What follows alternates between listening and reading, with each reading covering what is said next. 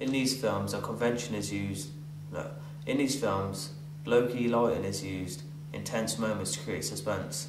I use this convention in my film when Leanne is exploring the cave to create a tense atmosphere and to create suspense.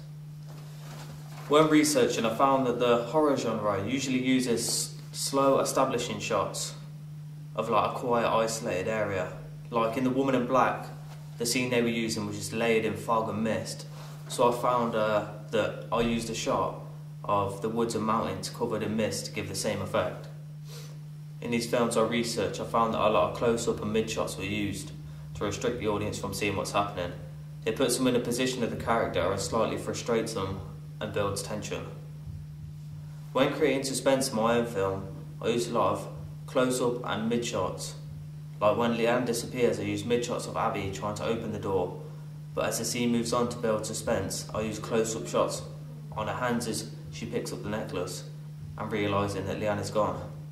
Throughout my film, I slowly revealed the stalker getting closer to them to build tension and suspense. I used this convention from the film I researched, The Woman in Black, where we only see the woman getting closer in tense scenes, either from afar or behind fire. I used this convention in my own film, where we see the demon getting closer and closer until he's right behind Leanne. I've researched and found that the sequence of events just happen, whereas in my film, they happen in stages In my film, I dated each scene with the time to signpost In my film, I dated each scene with the time to move along the story and signpost what's happening, which is not usually a convention used in horror films. I found in my research that horror films usually just let things happen and the story folds out for itself. I think it challenges the usual conventions of a horror/thriller film, but in my storyline it works to help the audience know where the story is going. I have also added a slow dark song that I made in GarageBand to add to the creepiness of the film.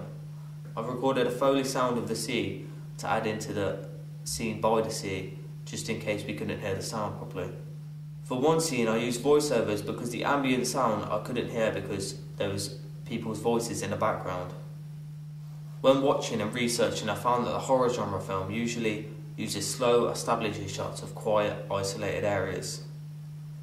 In The Woman in Black, the scene was layered with fog, so I used that same convention and got a shot of the mountains and trees also covered in fog and mist to give the same effect as real horror films.